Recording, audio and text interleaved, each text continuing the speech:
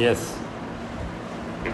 दुनिया के कई देशों में राजनीतिक परिदृश्य नाटकीय रूप से बदल रहा है।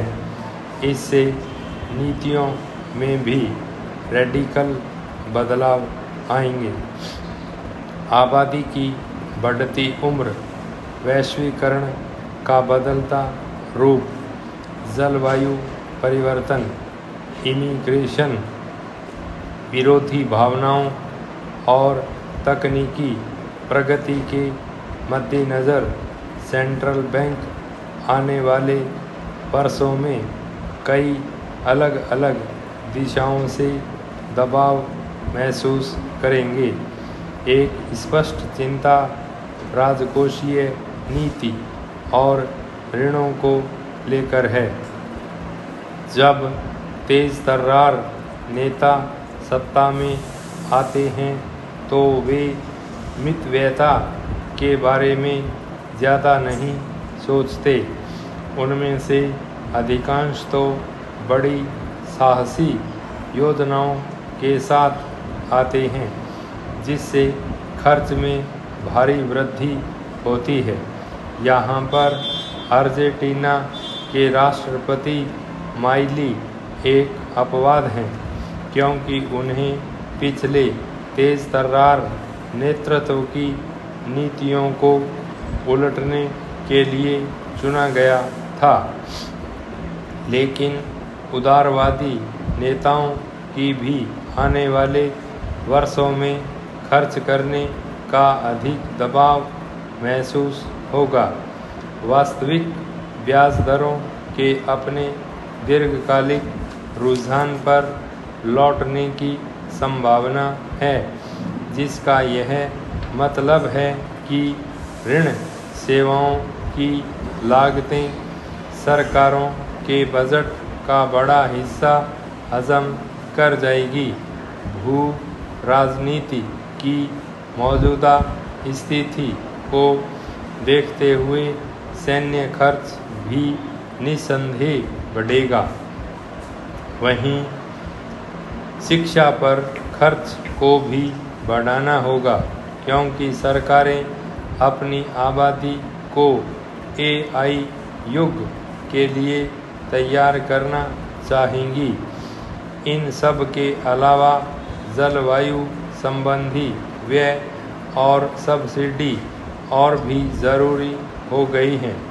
राजनीतिक विसंगतियों के चलते कार्बन उत्सर्जन पर टैक्स लगाना मुश्किल हो गया है, जो कि वित्तीय रूप से ज़्यादा विवेकपूर्ण होता।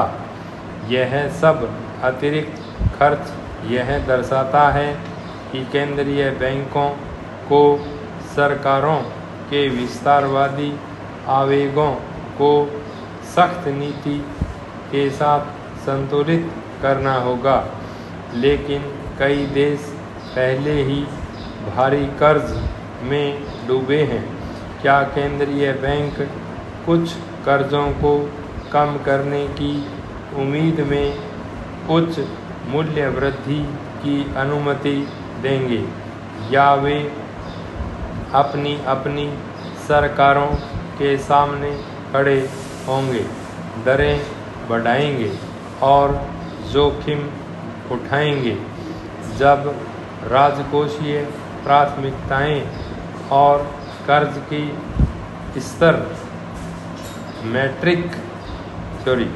मौद्रिक नीति के दायरे को निर्धारित करते हैं, तो अर्थशास्त्री इसे राजकोषीय प्रभुत्व कहते हैं।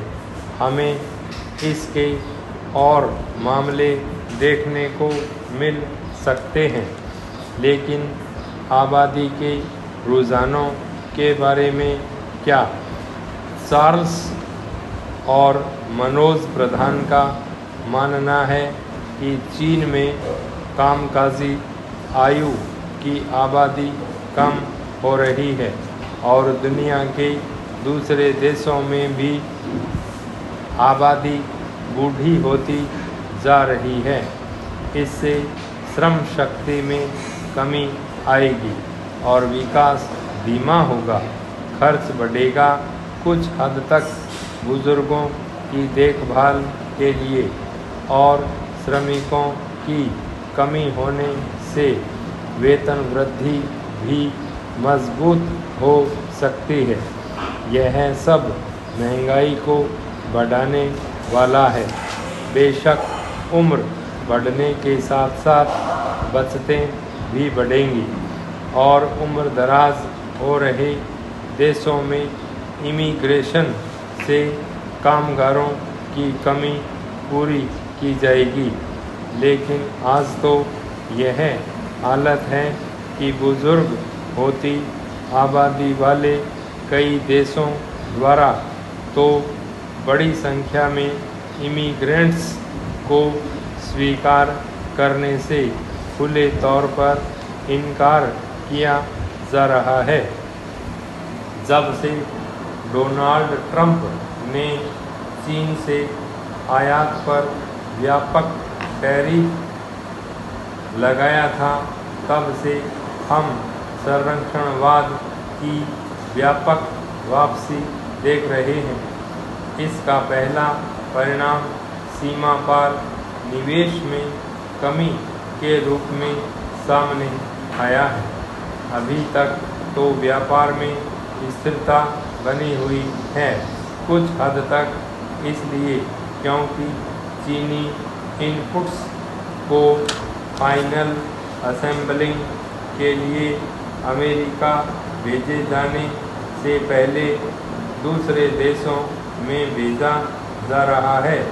लेकिन अगर ट्रंप की व्हाइट हाउस में वापसी होती है तो वे इस तरह के ट्रांसशिपमेंट को समाप्त करने की कोशिश करेंगे, जबकि हर जगह टैरिफ बढ़ाएंगे।